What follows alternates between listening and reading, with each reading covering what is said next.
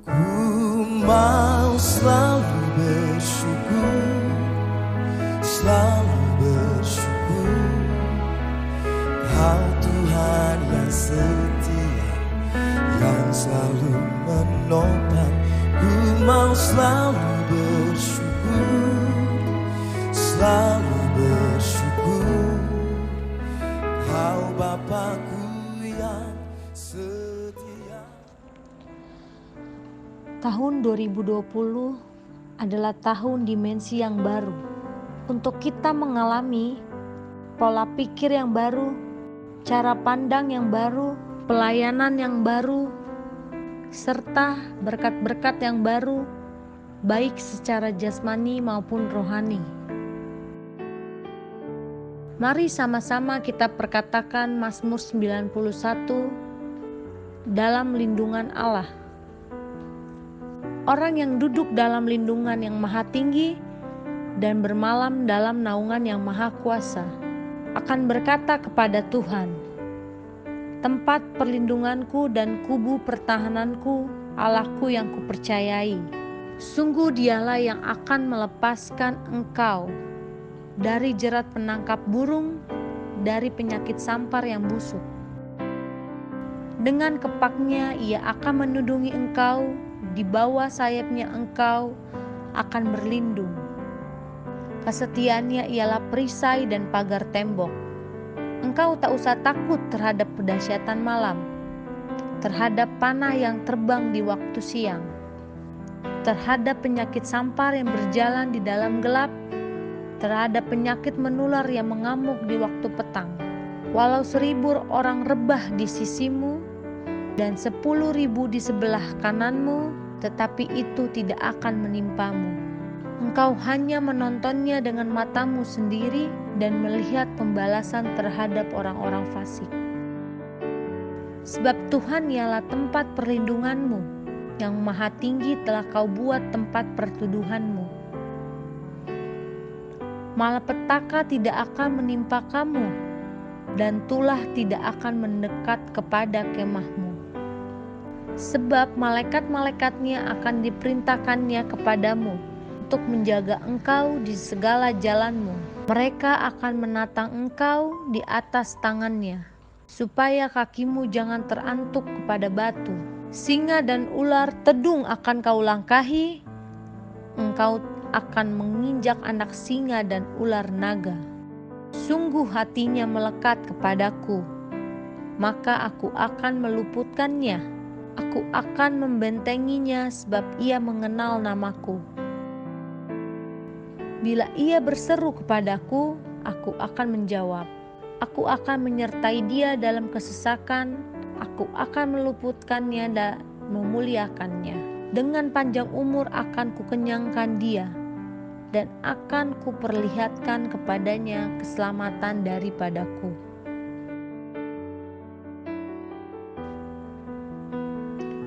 Mari secara bersama-sama kita deklarasikan Pentakosta ketiga. Pentakosta ketiga adalah pencurahan Roh Kudus yang dahsyat di zaman now melebihi yang terjadi di Azusa Street.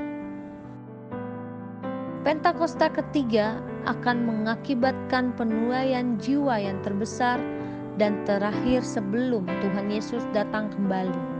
Pentakosta ketiga akan membangkitkan generasi Yeremia, yaitu anak-anak muda yang dipenuhi Roh Kudus, cinta mati-matian kepada Tuhan Yesus, tidak kompromi terhadap dosa, dan akan bergerak untuk memenangkan jiwa. Pentakosta ketiga lahir di Indonesia yang bergerak ke bangsa-bangsa. Gerakan ini dari timur ke barat dan akan kembali ke Yerusalem. Pentakosta ketiga akan memberikan kuasa untuk menyelesaikan amanat agung, dan setelah itu Tuhan Yesus datang kembali.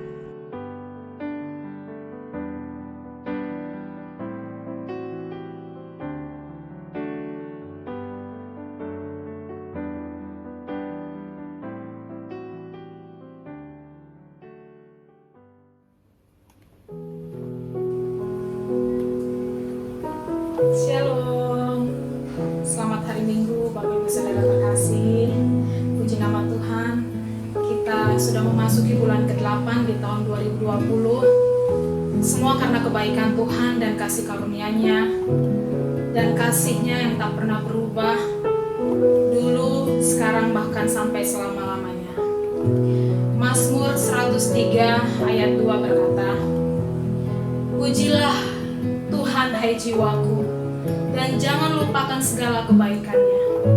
Mari pagi hari ini saya mengajak setiap Bapak Ibu Saudara terkasih, baik yang ada di rumah maupun di manapun saat ini sedang berada mendengarkan ibadah online pagi hari ini. Mari kita bawa ucapan syukur kita yang terbaik, nyatakan bahwa Tuhan Yesus baik.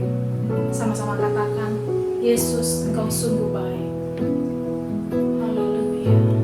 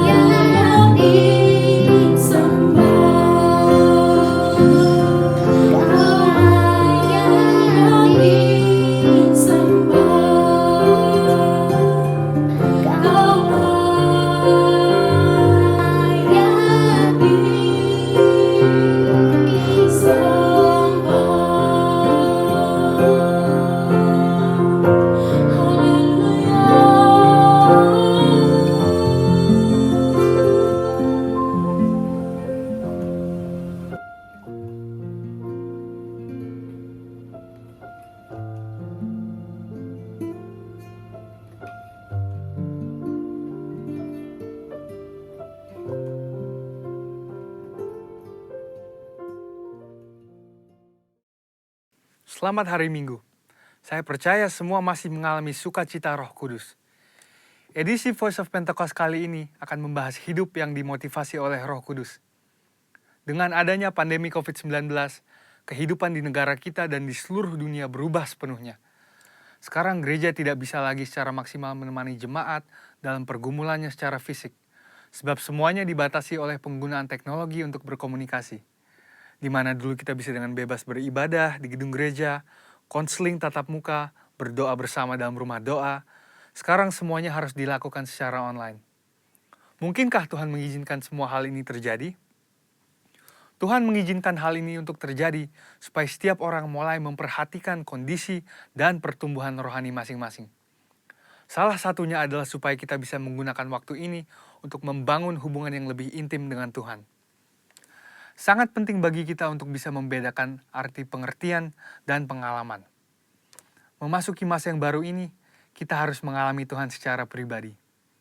Mungkin dulu pengenalan kita akan Tuhan hanya sebatas apa yang dikatakan oleh pembicara atau apa yang diajarkan oleh guru kom saat kelas. Tetapi sekarang, kita harus berusaha untuk mengalami dan mengerti peran Roh Kudus dalam kehidupan kita secara pribadi. Roh Kudus memiliki berbagai macam peran dalam kehidupan pribadi seseorang. Yang pertama adalah sebagai penolong.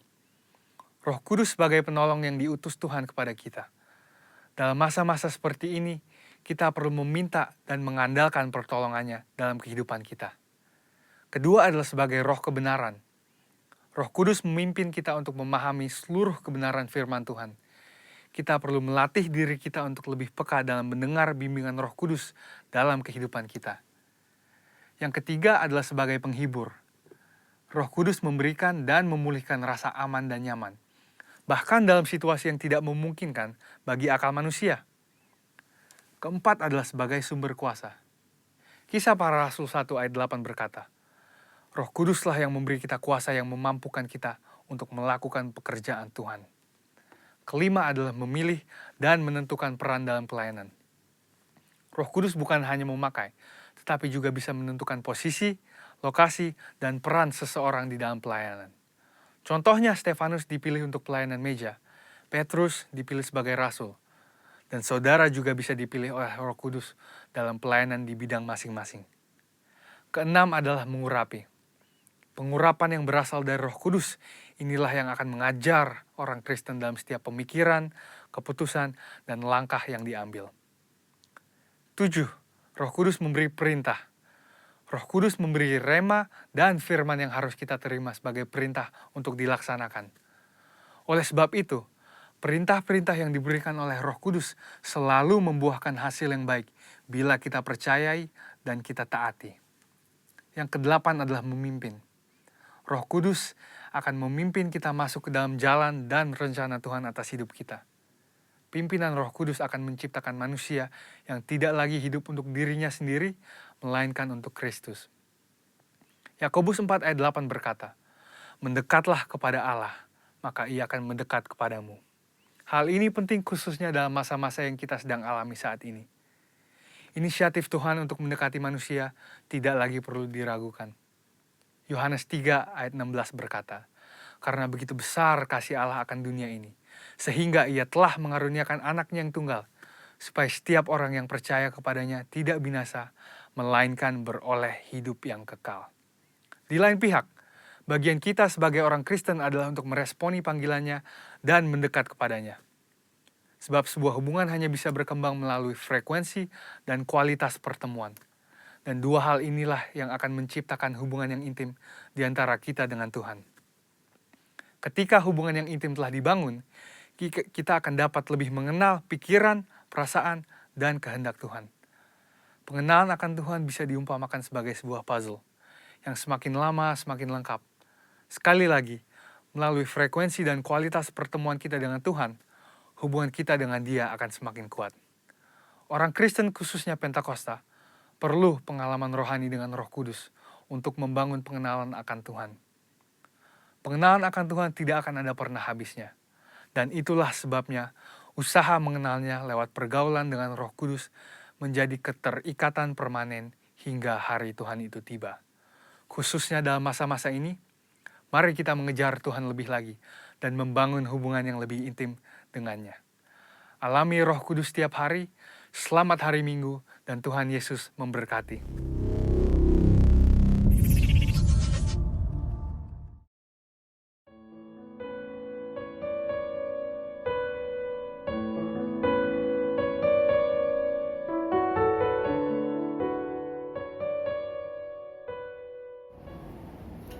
Shalom Gereja Tuhan, puji nama Tuhan, kita diberikan kesempatan untuk bisa beribadah walau di rumah, tapi kita tetap merasakan hadirat Tuhan yang tadi kita nikmati bersama-sama lewat pujian dan penyembahan. Baik, mari Bapak Ibu, sebelum kita mendengarkan firman Tuhan, saya ajak kita satukan hati dan kita berdoa. Bapa, di dalam nama Yesus kami bersyukur dan bersuka cita oleh karena pembelaan Tuhan yang ajaib atas kami ada hingga hari ya Bapa. Kami mau mendengar firman yang ada dalam Engkau sendiri. Urapi berkati kami, ya Roh Kudus hadir, berikan pencerahan. Engkau nyatakan lebih dahsyat lagi firman-Mu, supaya kami tetap berjalan dalam kehendak Tuhan di dalam hidup kami.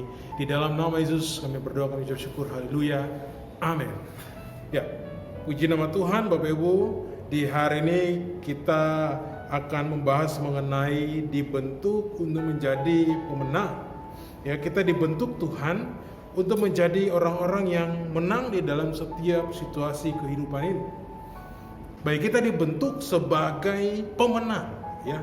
Bapak Ibu, mari kita buka sama-sama dalam firman Tuhan 2 Timotius pasal 2 ayatnya yang kelima. Saya ajak kita untuk baca bersama-sama, ya. Bapak Ibu bisa baca di rumah. Ikuti pembacaan yang akan saya baca di sini, ya. 2 Timotius 2 ayat 5 firman Tuhan berkata, seorang olahragawan hanya dapat memperoleh mahkota sebagai juara apabila ia bertanding menurut peraturan-peraturan olahraga. Haleluya. Ya, kita dibentuk Tuhan untuk menjadi pemenang di dalam segala situasi kehidupan yang kita lewati. Dan firman Tuhan ini, ya, dari 2 Timotius 2 ayat 5 kembali mengingatkan kita bahwa seorang hanya dapat memperoleh mahkota.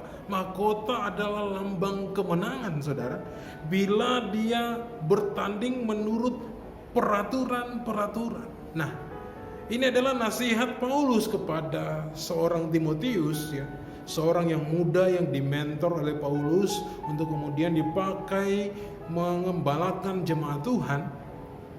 Dan Paulus sedang mengingatkan supaya Timotius terus menjadi teladan. Timotius terus hidup di dalam kehendak Tuhan, mengikuti apa yang Tuhan ajarkan melalui mentornya Paulus. Nah, dimanapun kita berada Bapak Ibu, kita selalu akan bertemu dengan aturan-aturan yang mengatur supaya segala sesuatu berjalan dengan baik. Nah, puji Tuhan, walaupun di tengah-tengah situasi pandemi, kita dituntut untuk melakukan segala macam aturan-aturan protokol kesehatan, tapi terlebih daripada segalanya itu untuk menjaga supaya kita tetap ada dalam situasi yang sehat. Firman Tuhan juga adalah aturan-aturan yang Tuhan tetapkan dalam kehidupan kita supaya kita bisa mendapatkan berkat-berkat yang Tuhan taruh lewat firman-Nya. Sehingga di Yeremia 29 ayat 11, di mana Tuhan katakan bahwa rancanganku adalah rancangan damai sejahtera dan bukan kecelakaan. Ini berbicara mengenai orang-orang yang mau hidup seturut dengan rencana dan aturan yang Tuhan tetapkan dalam kehidupan ini. Nah, kadangkala di dalam setiap kehidupan yang kita lewati, terkadang kita akan berbenturan atau kita akan dibentuk dengan situasi ini. Ada peraturan-peraturan yang Tuhan taruh supaya kita berjalan dalam kehendak Tuhan. Dan kita menjadi pemenang di dalam situasi kehidupan ini. Nah, Bapak Ibu, mari kita sama-sama belajar. Apa maksud daripada apa yang Tuhan taruh, Tuhan tetapkan di dalam firman-Nya. Lalu kemudian kita hidupi dan kita kerjakan dalam kehidupan ini. Ya. Hal pertama adalah terkadang kita dibawa Tuhan supaya dibentuk seturut dengan kemuliaannya, kehendaknya. Tapi di dalam setiap pembentukan, di dalam setiap situasi itu, terkadang Tuhan akan meremukkan kita supaya kita mengerti apa yang menjadi keinginan Tuhan di dalam panggilan hidup yang Tuhan tetapkan dalam hidup kita ini. Yeremia 18 ayat keempat, saya akan bacakan buat Bapak Ibu. Apabila bejana yang sedang dibuatnya dari tanah liat di tangannya itu rusak, maka tukang periuk itu mengerjakannya kembali menjadi bejana lain menurut apa yang baik pada pemandangannya. Tuhan kadang akan meremukkan kita saat kita tidak mau mengikuti apa yang Tuhan tetapkan dalam kehidupan ini. Saudara, kalau kita baca Yeremia pasal 18, kita lihat ayat 1 sampai yang ke-8, kita tahu ini bicara mengenai apa yang Tuhan firmankan kepada bangsa Israel. Bila kita melihat situasi bangsa Israel ini di dalam kehidupan kita saat ini bicara mengenai Israel cangkokan yang adalah saudara dan saya. Kita adalah orang-orang yang Tuhan panggil untuk mengalami berkat-berkat. Tapi sebagaimana yang terjadi di mana bangsa Israel sulit atau tidak mengikuti apa yang Tuhan tetapkan, Tuhan ajarkan, Tuhan atur dalam kehidupannya, Tuhan habisin dia. Tuhan habisin Israel. Israel yang asli bisa dibegituin, saudara. Apalagi saudara dan saya yang adalah orang-orang yang dipanggil Tuhan, dipilih untuk mengalami berkat-berkat yang Tuhan sediakan kepada bangsa umat pilihan. Untuk itu Tuhan mau supaya kita mengerti.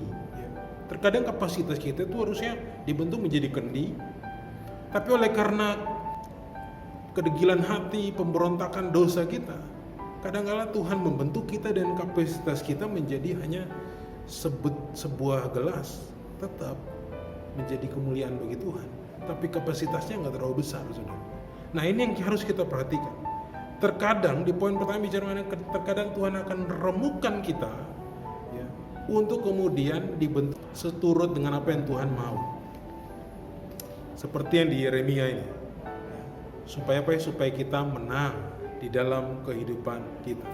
Nah, hal kedua, bicara mengenai kita dibentuk untuk menjadi pemenang karena Tuhan mengasihi kita.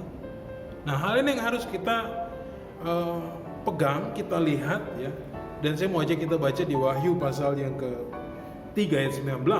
Firman Tuhan katakan, barang siapa ku kasihi, ia ku tegur dan ku hajar, sebab itu relakanlah hatimu dan bertobatlah. Ya. Jadi kita harus tahu bahwa kadang kita dibentuk, pertama kita kadang mengalami satu keremukan yang Tuhan sengaja lakukan. Kedua, bukan karena Tuhan gak sayang sama kita, tapi karena Tuhan sayang sama kita. Makanya Tuhan kadang harus remukan kita, supaya kita tahu bahwa yang kedua dibentuk karena Tuhan begitu mengasihi kita. Lalu apa yang harus kita lakukan saat kita mengalami permasalahan pembentukan proses dan kehidupan kita? Di Wahyu pasal 3 ayat 19 ini mengatakan bahwa relakanlah hati ya. Ini hal yang penting, yaitu bahwa waktu kita tahu bahwa kita dikasih, kita merelakan hati, kita membuka hati kita untuk kemudian bertobat dan melihat bagaimana Tuhan akan menyatakan kasih dalam kehidupan kita.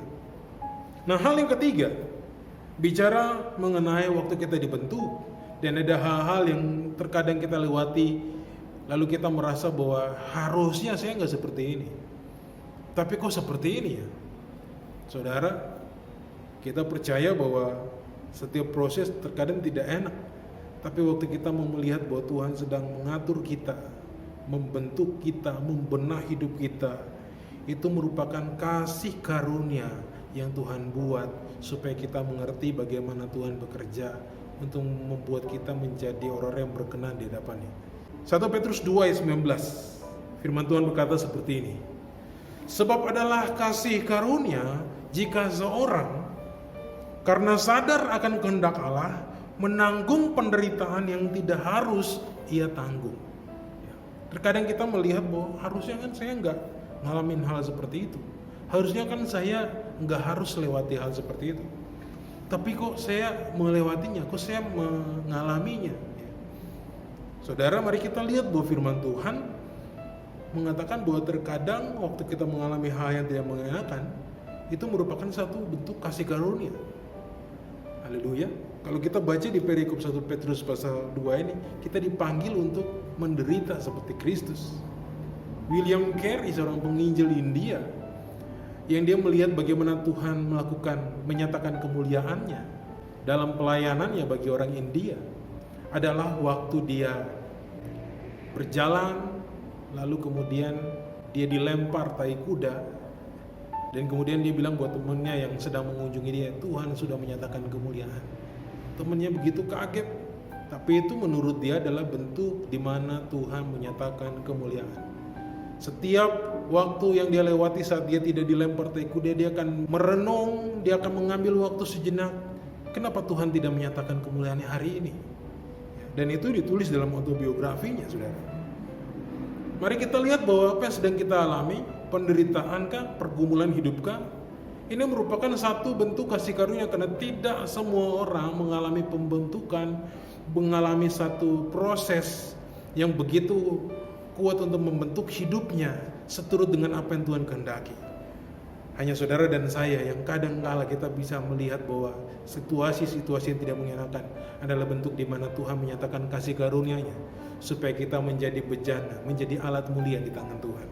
Dan alasan yang keempat, kita dibentuk menjadi orang-orang yang akan mengalami kemenangan di dalam kehidupan kita, itu adalah karena kita anak-anak Allah.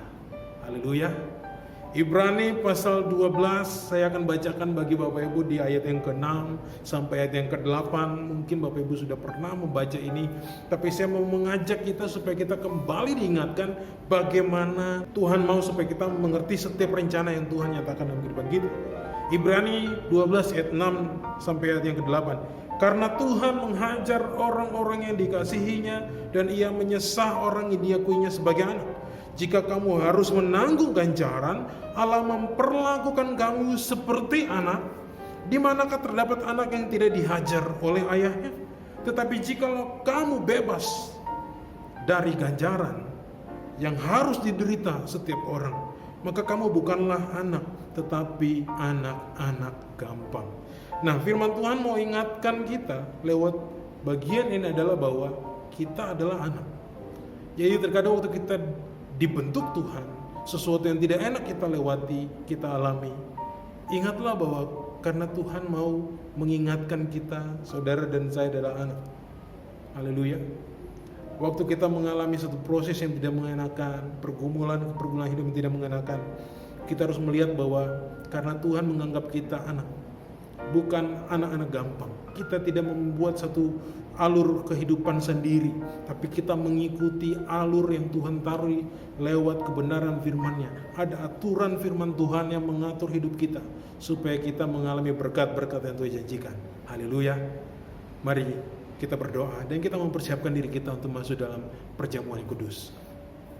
Bapa, di dalam nama Yesus kami bersyukur untuk firman yang Kau berikan bagi kami, supaya kami mengerti bahwa kami dibentuk sebagai anak-anak Allah untuk mengalami kemenangan demi kemenangan dalam kehidupan kami. Terima kasih Bapa, karena kami bisa mengalaminya. Itu adalah suatu kasih karunia yang Kau berikan dalam kehidupan kami. Terima kasih Bapa, kami mau masuk dalam perjamuan kudus. Engkau yang sertai kami. Mari Bapak Ibu ambil waktu sejenak, akui setiap kelemahan-kelemahan, setiap dosa-dosa yang saudara lakukan dengan sengaja maupun dengan tidak sengaja di hadapan Tuhan. Minta ampun, ambil waktu sejenak sebelum kita masuk dalam perjamuan kudus di saat ini. Oh Tuhan, Engkau ampuni setiap dosa pelanggaran kami Bapa. Terima kasih Tuhan. Mari Bapak Ibu persiapkan perjamuan kudus yang sudah disiapkan di rumah masing-masing, dan mari kita mau datang sama Tuhan, karena perjamuan kudus ini adalah perjamuan Tuhan Yesus sendiri. Untuk itu anak-anak yang di bawah umur 12 tahun tidak diperkenankan untuk mengambil perjamuan kudus, atau orang-orang yang belum percaya. Sebab setiap kali kita makan dan minum dari roti dan minum dari cawan, kita sedang mengingat dan memberitakan kematian Tuhan sampai Ia datang. Oleh karena itu barang siapa dengan cara yang tidak layak makan roti untuk minum cawan Tuhan, ia berdosa terhadap tubuh dan darah Tuhan. Mari Bapak Ibu, kita datang di hadapan Tuhan. Mari kita mau angkat roti tangan kita tinggi-tinggi, Dan kita mau datang sama Tuhan. Saya undang Bapak Ibu bangkit berdiri. Mari kita dengar firman Tuhan. Sebab apa yang telah aku teruskan kepadamu telah aku terima dari Tuhan, yaitu bahwa Tuhan Yesus pada malam waktu dia diserahkan, mengambil roti dan sesudah itu ia mengucap syukur atasnya. Ia memecah-mecahkannya dan berkata, inilah tubuhku yang diserahkan bagi kamu. Perbuatan ini menjadi peringatan akan aku. Bukankah roti yang atasnya kita ucapkan syukur adalah persekutuan dengan tubuh Kristus? Mari kita makan dalam nama Yesus.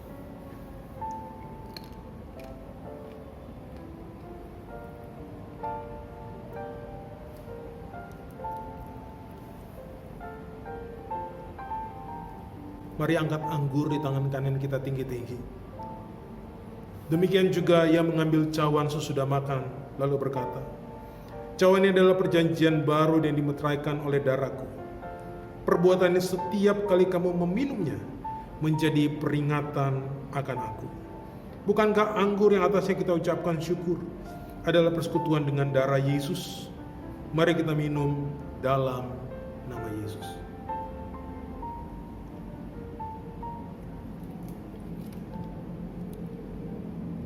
Mari Bapak Ibu bersyukur di hadapan Tuhan. Haleluya, haleluya. Terima kasih Tuhan, Engkau baik, kasih setiamu luar biasa, karunia-Mu Tuhan. Kami bersyukur buat karya-Mu, buat penyertaan-Mu Bapa. Tak habis-habis kasih setiamu dalam hidup kami. Haleluya. Terima kasih Yesusku, terima kasih Yesusku. Puji syukur hanya bagi Tuhanku.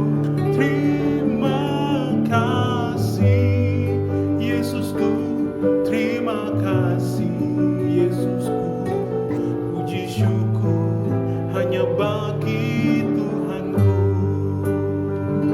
Oh, terima kasih Yesusku, terima kasih Yesusku.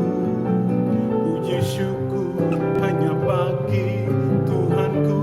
Terima kasih Yesusku, terima kasih Yesusku. Puji syukur hanya bagi Tuhanku. Oh, puji syukur hanya bagi Tuhanku. Puji syukur hanya bagi Tuhanku. Haleluya, haleluya. Terima kasih Tuhan. Tuhan memberkati setiap kita ya. Bapa, Engkau urapi setiap anak-anak-Mu Tuhan, umat-Mu Tuhan, Engkau urapi berkati. Terima kasih Bapa karena Engkau sudah mengizinkan kami sehidangan dengan Engkau di perjamuan kudus di hari ini. Kami percaya bahwa Engkau terus menyertai kami sepanjang bulan ini Tuhan, di dalam kasih karunia yang ajaib dalam kehidupan kami. Terpuji-pujilah nama-Mu ya Bapa. Mari Bapak Ibu Saudara yang dikasihi Tuhan, mari angkat kedua tangan di hadapan Tuhan, dan mari sama-sama kita mau terima berkat daripada Tuhan. Haleluya. Kembalilah dalam setiap kehidupanmu. Jadilah garam yang memberikan rasa surga di sekitarmu. Jadilah terang untuk menerangi setiap di mana Tuhan tempatkan. Kembalilah, jadilah berkat. Berkat daripada Allah Bapa, penuh kasih karunia daripada Tuhan Yesus Kristus, serta persekutuan yang tambah hari tambah manis dengan Roh Kudus, turun menyertai memberkati setiap kita. Mulai hari ini sampai Maranatha, Tuhan Yesus datang kali yang kedua, menjemput setiap kita di awan yang permai sampai selama-lamanya. Haleluya. Yang terima berkat Tuhan sama-sama katakan amin. Selamat hari Minggu Bapak Ibu. Tuhan Yesus memberkati. Yeah. Engkau memberkati aku berlimpah-limpah dan memperluas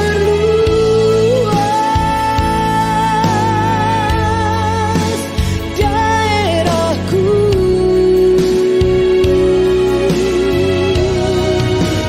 Dan kiranya tanganmu menyertai aku dan melindungi aku daripada malapetaka, sehingga